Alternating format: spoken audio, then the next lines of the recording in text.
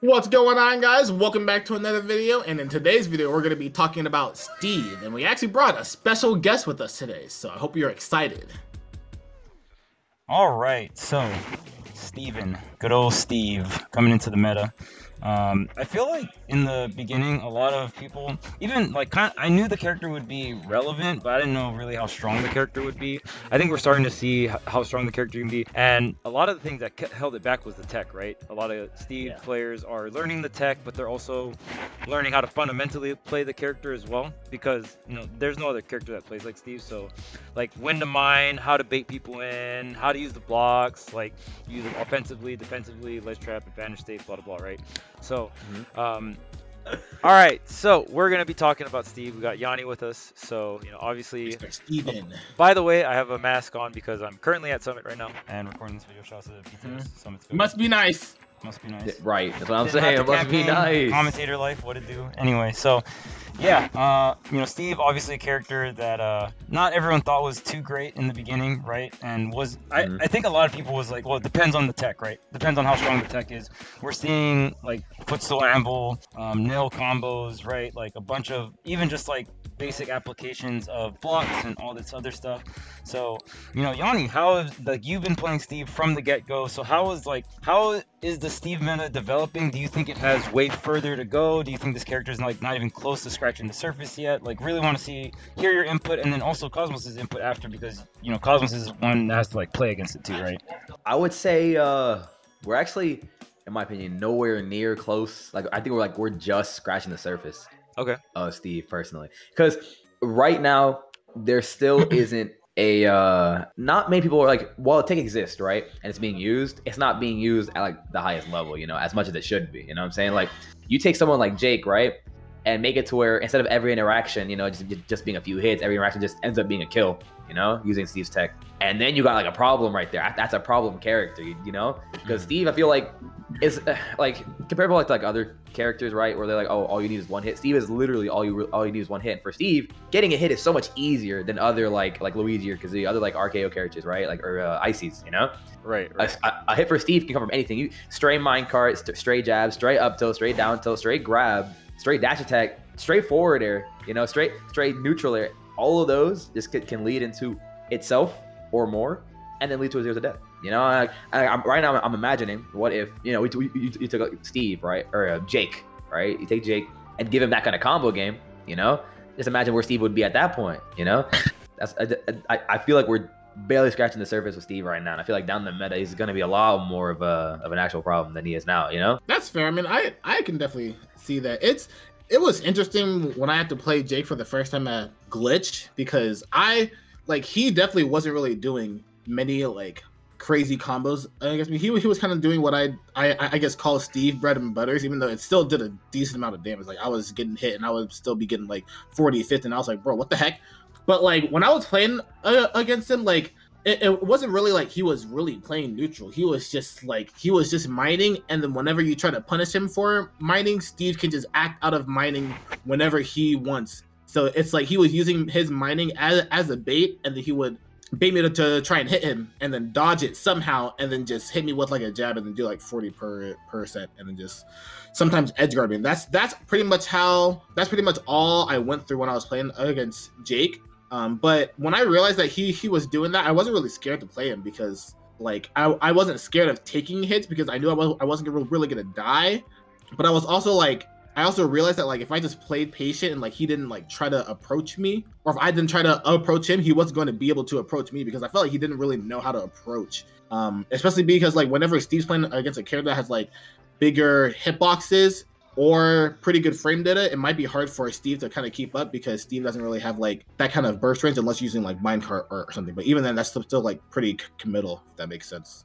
Yeah, and I'm really curious to hear your opinions on Steve's neutral, Yanni. Like, I know, like, obviously he's a character where if you don't interact with him, he like starts scaling up, but it kind of caps out to a certain point, right? Like, once you get diamond, and like, can you hold 2 diamond? That's actually a question You can hold 6 diamonds. Huh? Holy shit. You can hold up to 6 diamonds. Oh, you can my hold up God. to 6 diamonds. I think it's 6 diamonds, 12 gold. Damn. I think iron is it's basically uncapped. You can hold almost as much iron as you want, but there is a cap to everything. But it's so high up that you probably never reach it anyways. Right. It's unrealistic. No, the main ones are gold. There's a cap of I think 12. It's 12 or 16, and diamond is 6. Wow.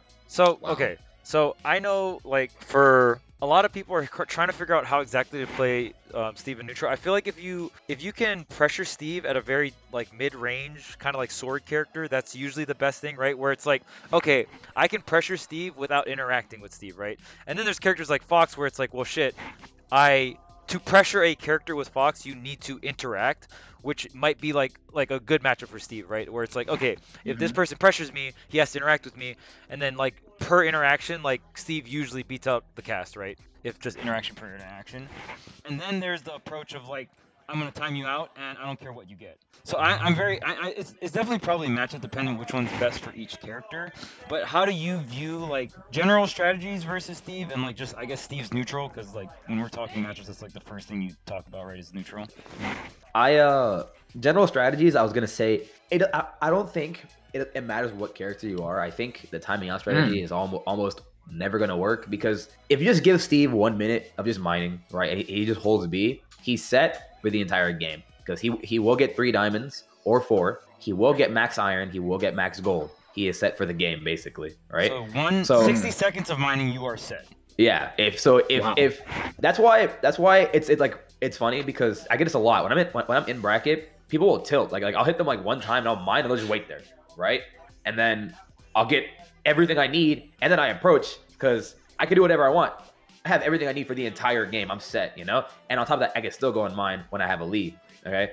I think the best game plan against Steve is playing that mid-range. So it will kind of sucks if you're not, you know, at least semi-fast or swordy, you know?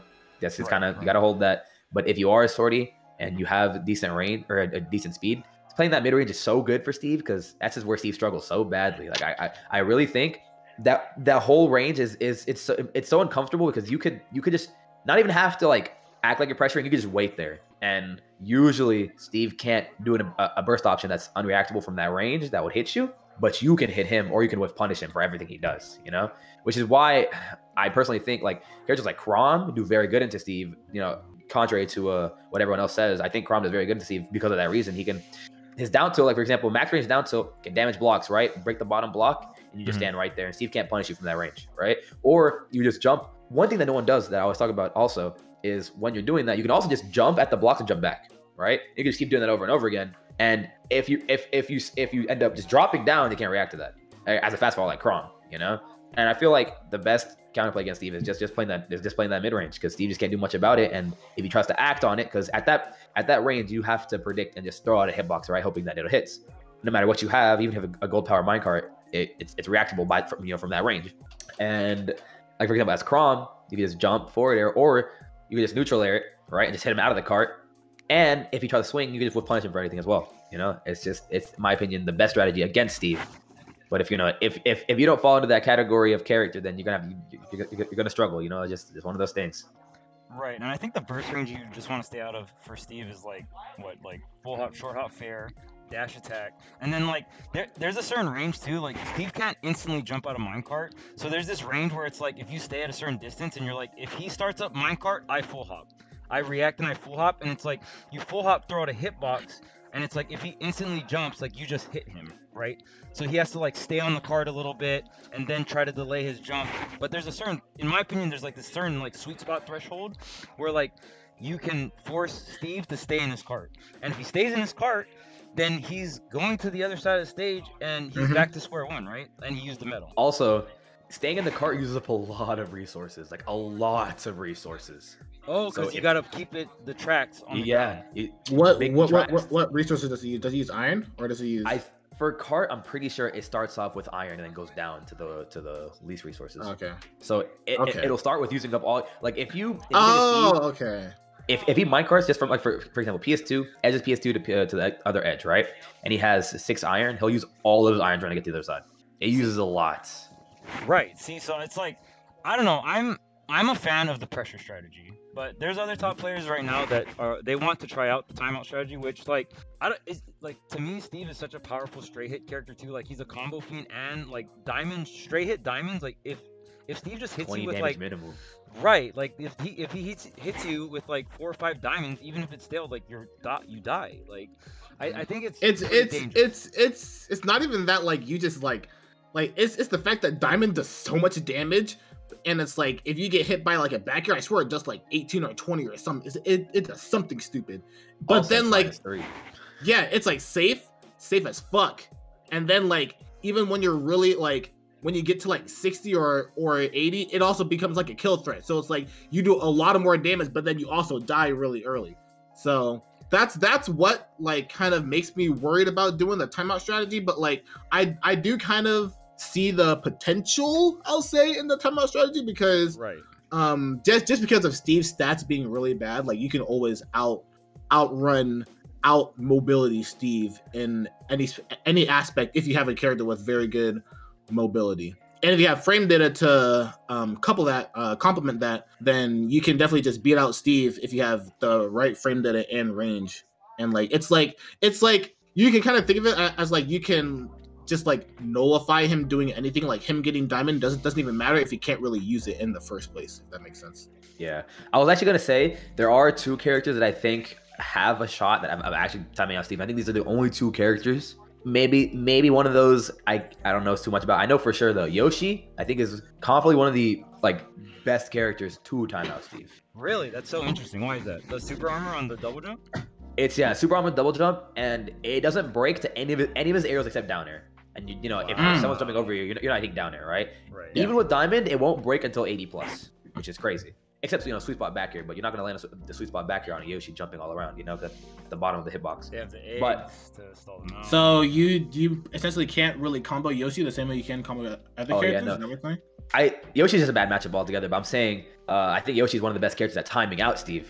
I think Yoshi just has the best mobility, and the armor Okay. complements running away a lot more, or just running Right. around a lot more at least. What about Because I feel like it- ZSS could too.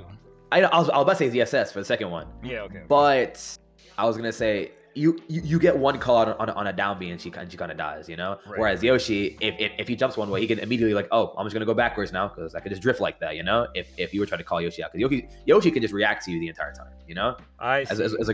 Is what I mean. Yoshi can just react to you and just drift away. Where I feel like Jinx, ZSS, Steve's drift is really bad. Right. So if I jump one way, right, as Yoshi's trying to fall, Yoshi will usually just have enough time to drift the other way.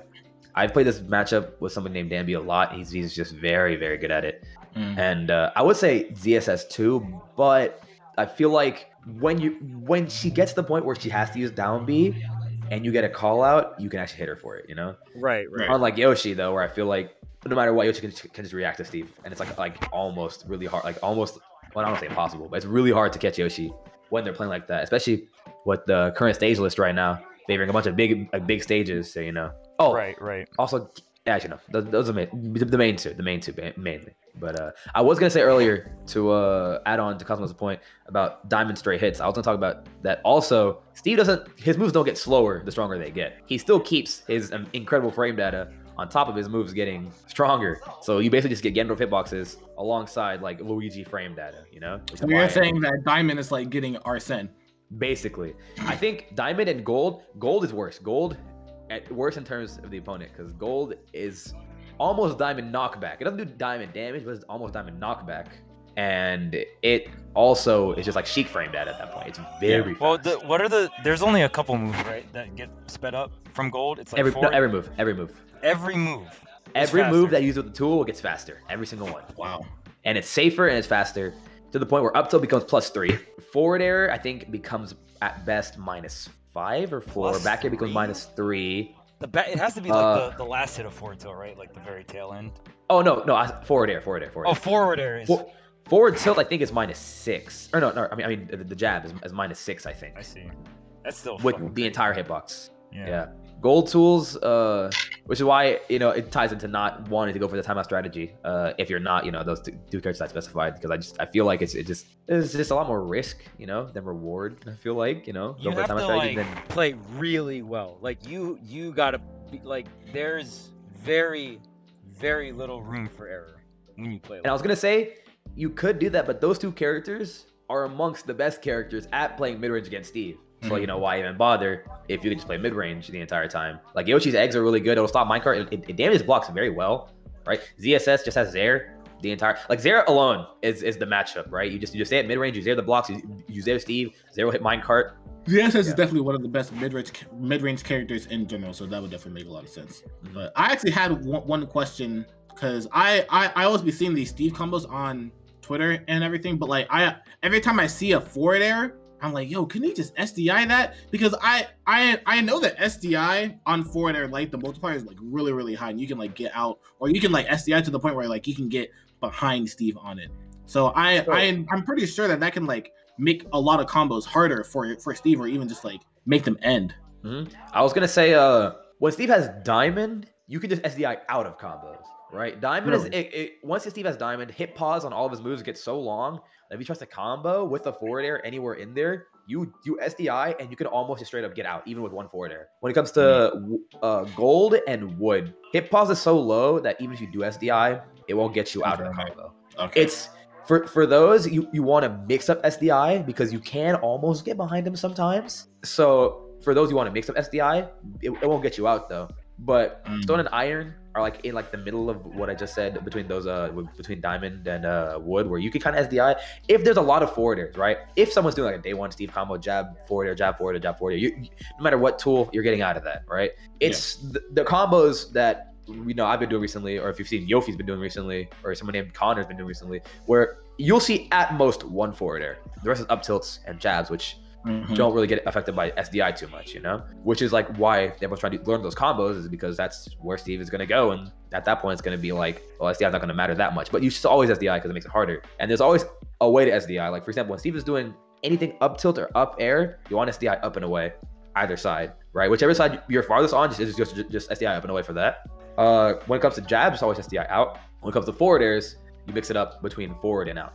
That's like the general like counterplay against Steve combos when it comes to SDI, at least. It's interesting, but there's no guarantee you get out on the weapon too. Like I didn't know that. I guess that does make a lot of sense. So diamond is just harder to get combos, but you can just make shorter combos with diamond. Like you can just go for like 2-piece confirms, like up tilt back air, and kill people at like 60. Yeah, no, diamond is it's broken because all the early percent combos still work, but now you have access to diamond F smash, one of the strongest F smashes in the game, also one of the safest F smashes in the game for some reason. Right. And it's huge. Well, I don't know about safest in the game, but it's very safe, and it's also huge, right? So like, okay, so now I saw my low percent combos. So there are some combo routes where you could just straight up lead into F smash, right?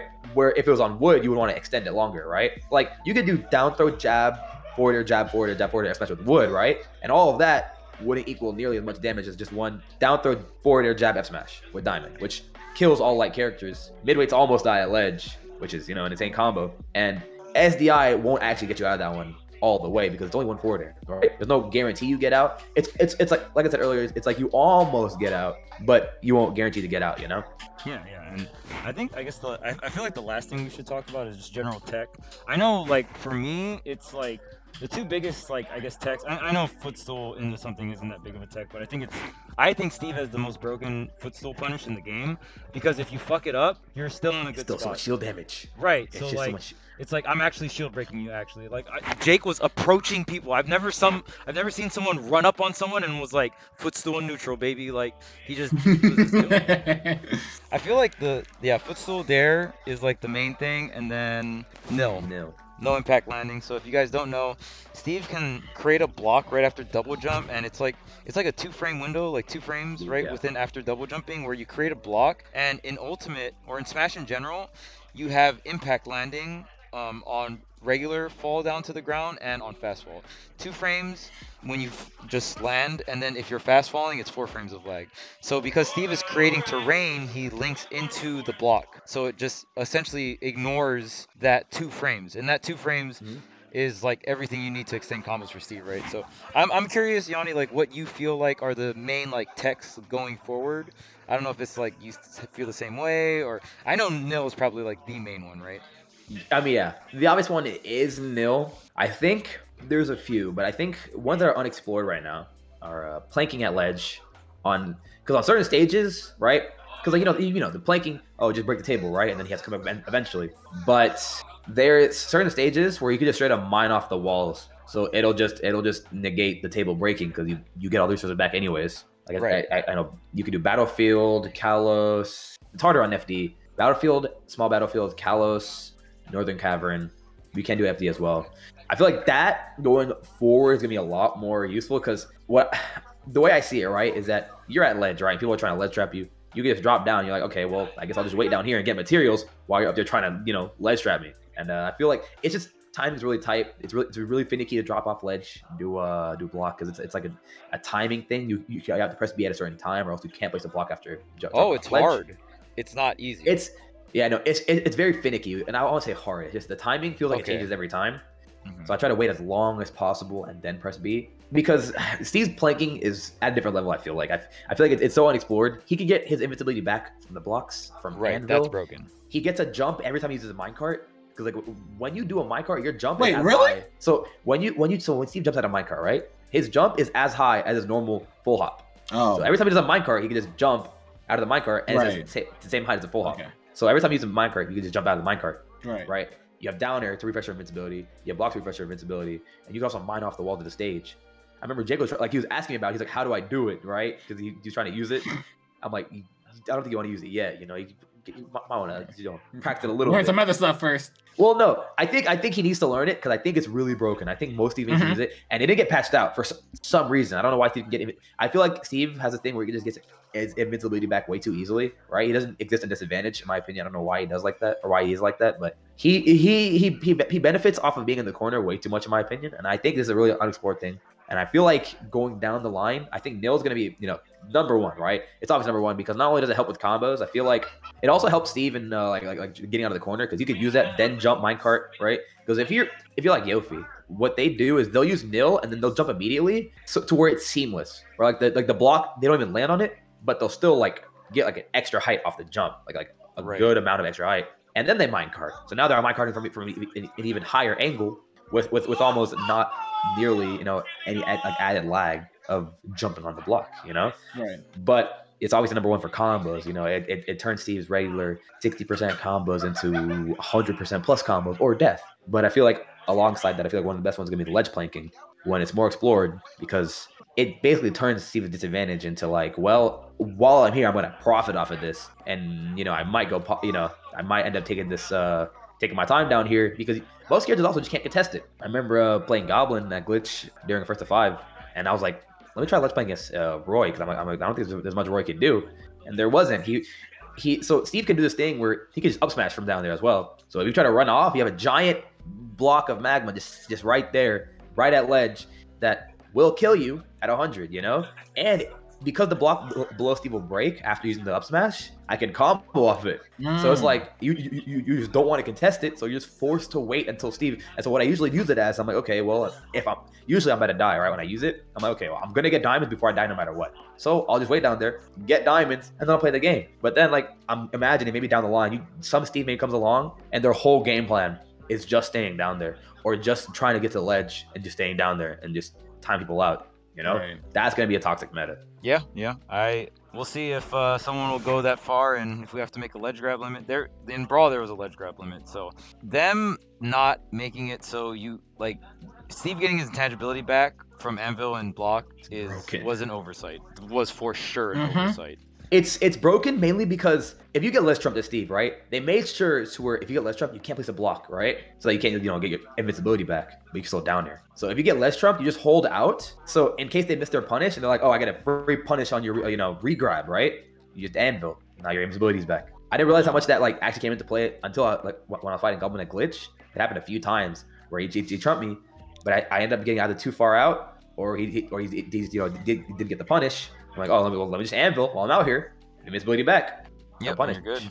Damn, you get your invincibility back when you anvil. Yeah, it's crazy too because anvil you can do without waiting off the ledge. You could, if you wanted to, if you just had a lot of iron, like on stages like Lilac where I only have iron and like my whole bar is just iron, right? What I'll do is I'll be at ledge and I'll just immediately down there Ubby. And Ubby snaps to ledge, so then it'll be like a very tiny window where Steve doesn't have invincibility. And I'll just stay there. I'll just keep doing down air, Ubby, down air, Ubby. That's really why broken. I always understand whenever people like are complaining about Steve and they're like, "Yo, this is not Smash Brothers," because it's really not not. Smash. He's literally like defying all the rules and terminology that we decided to put or like build Smash around, and he's like, "Oh, fuck all that, bro. I'm Minecraft, Exactly. bro." And like, I didn't even know that you could get your invincibility back because that's a big deal. That's a really big deal because It's then it makes broken. like I'm sorry. I'm just thinking a lot now. That's actually pretty crazy Yeah, it's broken. because like if he's off stage and like you really whenever you realize that someone doesn't have their invincibility when they're gonna regrab like their invincibility regrab thing, then it's like you're like pressuring them a lot more. So it's like I'm pretty sure a lot of people won't even realize that like Steve gets their invincibility back. So like they're gonna be pressuring them back. Like they're gonna be pressuring them off stage as if Steve's not gonna have invincibility, and then you can play around that too, and then pretty much create a reversal situation, which is a problem. I actually do the exact thing a lot where what they do is like say I'm on ledge, right? Sometimes I'll just wait on ledge and just down it up B again, but I'll delay it on purpose so that we're like, oh, I'm regrabbing, and they don't see it blocked. So like, okay, well I have to, I can punish it. Steve does something called PBR, right? It basically just you just turn around in the air. That's it. You just cancel the block with an attack, and you can turn around in the air, right? Be reverse block. And what I'll do is Steve can just do an instant drop off ledge, be reverse block back air, and because back air starts off high, it'll just hit at like it'll hit far past the ledge, like onto the stage. So if people try to run up and punish it, I just use that move, hit them, and it sends them so far away, and it's just a free. Oh, I'm backstage now, right? And that situation happens so much, and I feel like the whole meta is they might have to add like a whole like ledge grab limit for Steve. I feel like it might get that bad. There's gonna be that one player's gonna do it. It's gonna ruin it for everybody else. Basically, is what I'm saying. You guys better save that to win a major. That's all I gotta say. Hey man, I'm saving everything for collision, bro. No one's ready. Trust me. No one's ready. All right. I still have that infinite, bro. Oh snap! All right, well, that'll be it for us. I hope you guys did enjoy the talk with Steve. Yonni, thanks for coming on, and Cosmos, Thank you, Yanni, as thank you. always. Yeah, I learned a lot about Steve. I hope you guys did too. I and learned a lot. If you let us know in the comments what you guys think about Steve. Steve is a very controversial topic in my opinion. A lot of people either think he's trash or he's good or somewhere in between. Also, but what's up? real quick, one more thing I forgot to say. What's I up? feel like the main reason why Steve is like the matchup where everyone's like they hate him so much is because Steve is so like creative, and I feel like people play different so much with Steve that when you fight a certain Steve player, right? You don't learn the Steve matchup, you learn that player's Steve matchup. I feel like because I feel like every Steve is different to where it matters so much that you need like different Steve exp. You That's know, fair. I feel like that's why the matchup feels so hard to learn because not only is it also evolving so much, it's also like if you were to play me, right? My matchup experience would be nowhere near what you need for Jake because Jake is a whole different player. You know, Jake is a lot more button heavy than I am, a lot more read based than I am. Also, a lot more react based than I am too. Like I go for advantage state stuff, while Jake is also just he'll just S smash you. You know, Right. and I feel like that ties into why Steve is so toxic because it feels like you can never learn the matchup. You know, like you can learn the matchup, but like the player differences is what make it toxic. You know, okay, that's it. My bad. No, that's all G. That's all G. That's a really good point. But yeah, let us know. Sure, yeah. Let us know in the comments what you guys think about Steve. Is he stupid? Is he toxic? Is he hype? Who knows, right? There's a lot of opinions out there. I think he's pretty crazy. I think the tech addition is good to the game. I think it puts a lot of eyes on the game. But yeah, let us know in the comments, and yeah, we'll be seeing you guys around. Peace out.